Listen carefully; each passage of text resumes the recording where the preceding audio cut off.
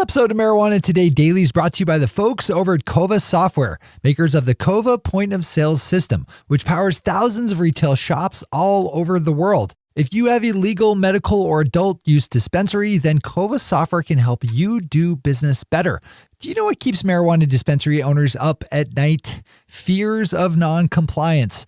With things moving as quickly as they are in every legal marijuana market, it almost seems like the rules and regulations governing our industry change every day. That's why dispensary owners value working with KUER Software. KUER Software incorporates new laws and regulations for the cannabis industry as they come out, so you don't have to worry about staying in compliance. Learn more about how the KUER point of sale system can help you get a better night's sleep by opening up kuersoftware.com/demo with KUER spelled COVA.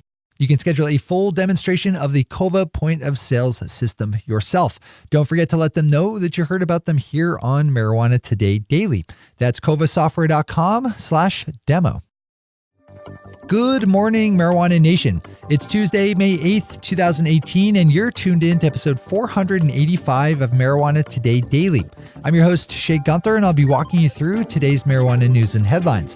As always, we have a full and busy day of cannabis news in our hands, so let's jump right into it.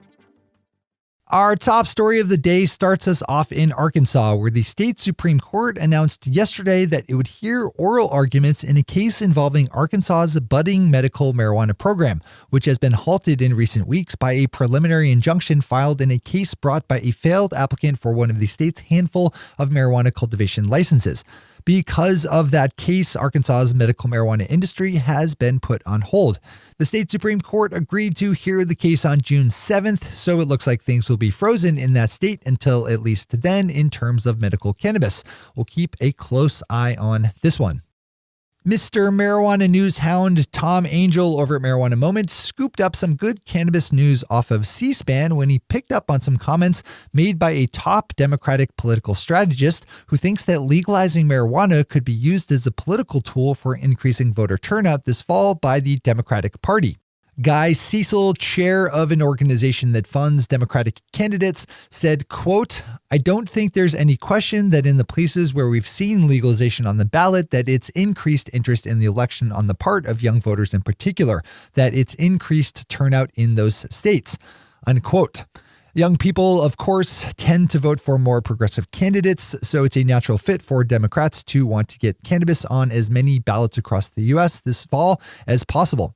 On the flip side, Republicans do better when less people vote, which explains storylines like the one we have out of Michigan, where GOP leaders are considering legalizing cannabis by legislation to stave off a ballot measure doing the same that would draw out hordes of young Democratic voters. This is a good one to click over to for the full read.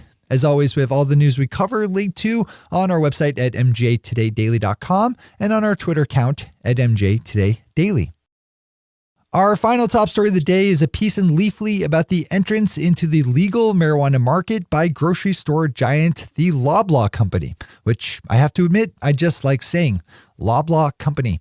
The Loblaw Company owns supermarkets all over Canada and yesterday announced that it would be selling legal adult use cannabis at 10 of its grocery stores in the province of Newfoundland sometime later this year.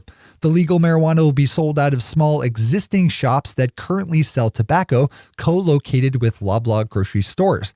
This is a big deal for the normalization of cannabis, as in the not too distant future, you'll be able to add marijuana to your grocery shopping list, at least if you live in Newfoundland. Eggs, milk, cheese, cannabis. Check, check, check, check. Those are our top stories for today. It's time for Marijuana Today Daily Headlines Blitz. Before we blitz out in headlines, let's quickly thank our sponsor, KUER Software, makers of the KUER point of sales system. Picture this, a point of sale system that has fast and accurate ID scanners to ensure that you never sell to minors. A system with robust inventory tracking that can cut your audit time in half. Auto-applied sales tax so your bud tenders don't ever even have the chance to make a mistake. It's all possible when you use the KUER point of sales system.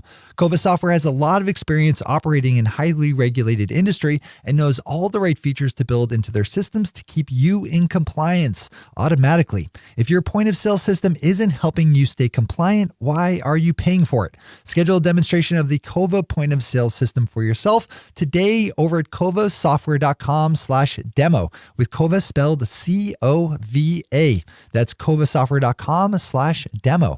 Big thanks to everyone over at KUER Software for the support. All right, time for the Blitz. Swinging out to Utah, we have a video showing some of the deceptive techniques being employed by prohibitionist activists operating in that state in a desperate bid to overturn a citizens' initiative to put a medical marijuana ballot question before voters in the fall. I've touched on this storyline recently as prohibitionists have started a last-ditch campaign to convince a few hundred voters that signed on in support of the ballot measure to change their minds ahead of a May 15th deadline. KUER has a video shot by marijuana legalization supporters showing the lies told and deceptive techniques used by canvassers associated with the prohibitionist side. Pop over and give it a watch. Marijuana Business Daily's chart of the week shows the strong growth seen in the number of registered medical marijuana patients in Connecticut's official program.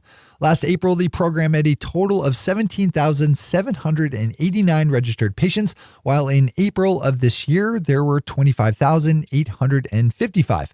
Connecticut is in the process of adding 10 more dispensaries to the 9 already up and running, which should help both increase patient access and additionally boost the number of registered patients as people learn about its availability. Zip over to this one for the bars and context. Colorado Public Radio has a nice article up looking at the lack of expertise on cannabis issues seen by federal lawmakers. After years of being expected to automatically parrot prohibitionist talking points and perspectives, it's proving to be a challenge for a lot of legislators to get a solid handle on the nuance inherent in marijuana issues. A good example of this is the knee-jerk reaction seen by most politicians over issues with driving while high. They start out citing bad data, most often coming from the government's own high-intensity drug trafficking program, before failing to escape the fallacy of looking at marijuana and driving through a beer-soaked frame. This is a problem because as marijuana continues to shrug off prohibition, some of the people who will be voting on the legislation governing its future think eating enough edibles will make you want to murder people. Leafly has a good longer form article up examining the business case of marijuana events and concerts. One of the interesting things to note about the company that owns High Times magazine and the Cannabis Cup is that they make far more money holding the cup than they do printing the magazine. With the prospects of holding events where marijuana can be legally consumed opening up in California, a lot of attention within the world of events and music promoters is being cast on the state. In short, there's a lot of money to be made in bringing people together where they can use cannabis. Probably not a bad one to open up and read.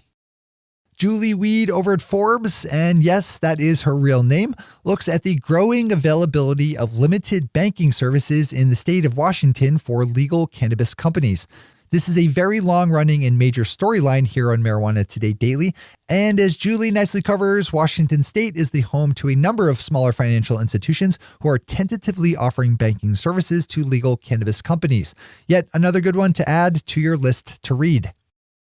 With their third headline of the day, Leafly's Harrison Jordan takes an instructive look at the recent call for products submissions made by Ontario provincial authorities for its soon-to-launch adult-use legal sales system. Harrison rightly states that there are lessons to be learned in the call for products made by the generically named Ontario Cannabis Store. This is a detail-rich story that probably should just be read in full. Lots to read today. Those are the headlines and news for the day. I'll be back with you again tomorrow morning with another information-packed episode of Marijuana Today Daily.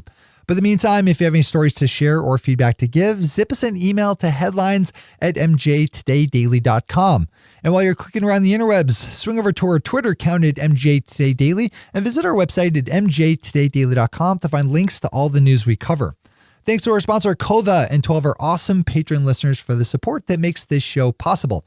To join the illustrious ranks of the patron listeners yourself, swing over to our website at mjtodaydaily.com and click on that big blue button at the top of the page that says Become a Patron. I'm your host, Shay Gunther. Thanks for tuning in, starting your day with marijuana today. Today.